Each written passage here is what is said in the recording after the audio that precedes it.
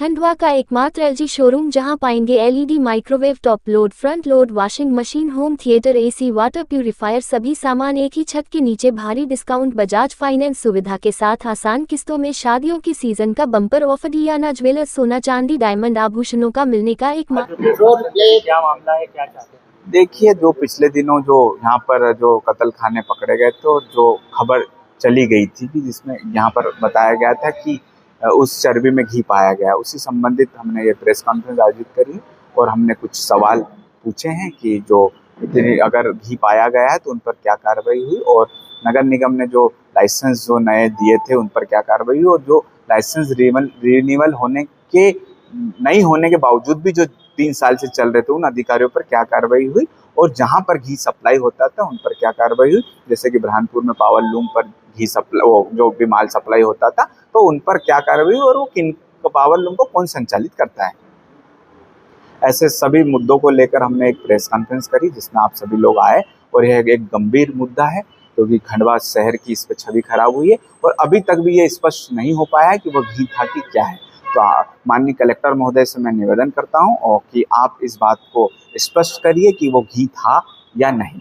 आपने आरोप भी लगाया कि अगर ये घी रहा तो आस्था से घिरवा शहर की दुकानों पे जहाँ से ये घी बिकते हैं या जहाँ से भी घी वगैरह लोग लेते हैं तो क्या उनकी सैंपलिंग होना चाहिए? बिल्कुल होना चाहिए। हम वही तो कह रहे हैं कि यहाँ लंबे समय से एक अधिकारी गोले करके है, वो काफ़ी समय से यहाँ पर बैठे हुए हैं, तो ऐसे अधिकारियों को तुरंत हटाना चाहिए क्योंकि एक अधिकारी अगर ज़्यादा समय तक रहता है तो फिर उसके संबंध बन जाते हैं और उस संबंधों के कारण वहाँ पर कार्रवाई नहीं कर पाता है। तो मैं माननीय कलेक्टर महोदय से निवेदन करना चाहता हूँ कि ऐसे जितने भी जिले में अधिकारी है उनका तुरंत ट्रांसफर होना चाहिए क्योंकि यह विषय आस्था से जुड़ा हुआ है और स्वास्थ्य से जुड़ा हुआ है।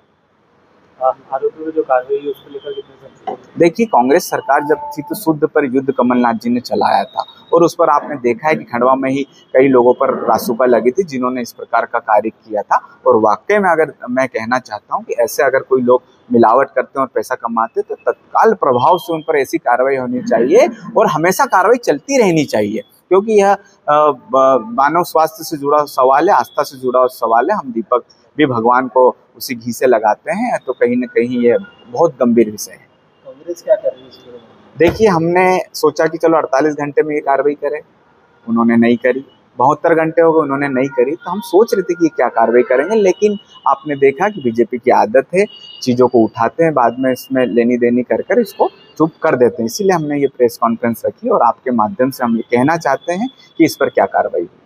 आगे क्या एक्शन लेंगे? आगे वही तो इनसे कलेक्टर महोदय से आप पूछिए कि घी था कि नहीं, और घी था तो उस पर इतनी कम धाराएं क्यों लगेगी। कांग्रेस क्या करेगा? विपक्ष यही करेगा कि अगर इस पर जो हमने जो मांग रखी, जो क्वेश्चन जो हमने करे हैं उस हिसाब से मांग होनी चाहिए। हमने रखा कि जो जिन्होंने भी ऐसा कृत्य करा है, जहाँ पर घी बिका है, जहाँ पर ये भी सप्लाई हुआ है, उन लोगों को भी धारा आरोपी बनाकर उन पर कार्रवाई होनी चाहिए। नहीं की गई तो क्या करेंगे? आंदोलन करेंगे। हम तो कलेक्टर ऑफिस में सोएंगे भैया, गद्दा लेके। बात हो गई है, ये आम जनमानस की भावनाओं के साथ खिलवाड़ है। अगर इसमें कलेक्टर महोदय ने अगर सही कार्रवाई नहीं करी तो मैं कलेक्टर महोदय के ऑफिस के बाहर गद्दा लगाकर हम वहाँ बैठेंगे और धरना प्रदर्शन करेंगे। आपने कहा कि बीजेपी के भी नेता इसमें शामिल है और एक कांग्रेस के साथी ने सांसद पे भी आरोप लगाया है, क्या कहना आपका? अगर क्या इसमें शामिल है तो क्या कार्रवाई होना चाहिए? वही हम बता रहे कि ये बात को क्यों दबाया जा रहा है। हमने इसीलिए ये प्रेस कॉन्फ्रेंस रखी है कि इसके पीछे कौन है, कितना बड़ा नेता भी हो, कानून से बड़ा नहीं होना चाहिए। अगर